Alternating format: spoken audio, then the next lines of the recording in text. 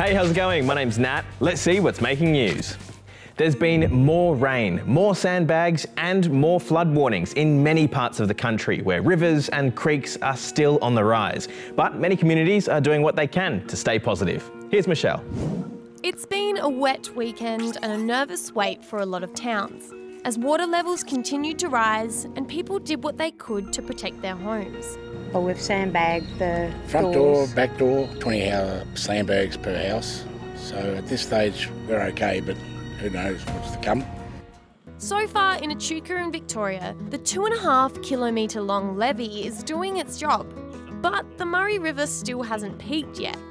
In the meantime, locals are stepping up to support each other and even take time out for a celebration. Day to you. Or an impromptu sandbag DJ set. Up in Forbes in New South Wales, water levels have peaked and locals are surveying the damage.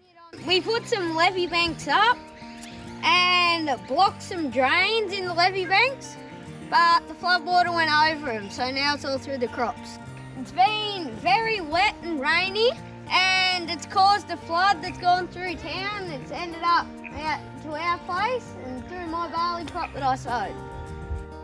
The floods aren't over yet. There's more rain on the way, and authorities are asking people to pay attention to warnings and stay out of floodwater as we wait for an end to this natural disaster. It looks like Boris Johnson won't be making a comeback as the UK's next Prime Minister. He was one of the contenders for the top job after Liz Truss resigned on Friday, and he reckons he could have got enough votes from his party, but says the time isn't right. It leaves this guy, Rishi Sunak, as the favourite to take the leadership. Meanwhile, China's leader isn't going anywhere anytime soon. Xi Jinping has been voted in by the Communist Party for another 5-year term. He's already been in charge for 10 years, which used to be the maximum, until the party changed the rules so he could stay. After a rocky week for the Diamonds, the netball stars bounced back into form and won the Constellation Cup. That and more in sport. What a comeback! The Diamonds went into their final match against the New Zealand Silver Ferns on the back foot, having lost the last 2 of 3 games.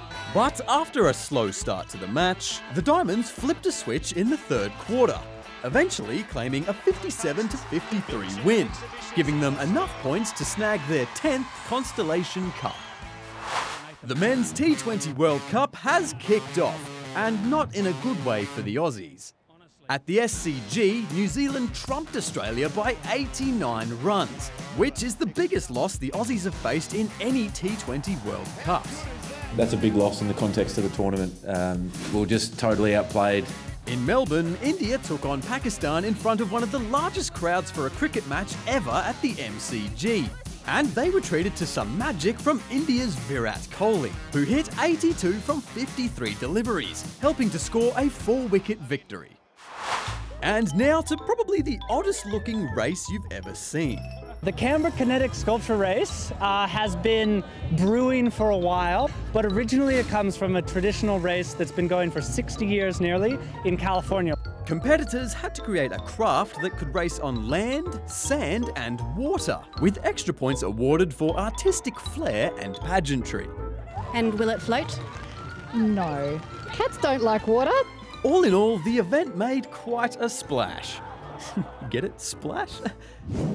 Now it's time for Animal Takeover. No, you're not taking over my job. I was talking about these next stories. Go eat a banana or something. First up to this flock of sheep that have taken over the streets of Madrid in Spain. They're just passing through, heading to their new pastures for the winter. And everyone's come out for the celebration. To the US now, and dogs in New York are getting their cozies on for the spooky season. It's all for a competition that's only been going for a couple years now. It started at the height of COVID in 2020 and was originally just held online via video call. And check out some of the finalists of this year's Comedy Wildlife Photography Awards.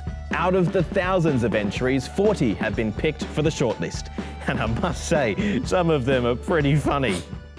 Oh, monkey, this isn't very funny. Let me go. One of you. Hey, get me out of here. Oh.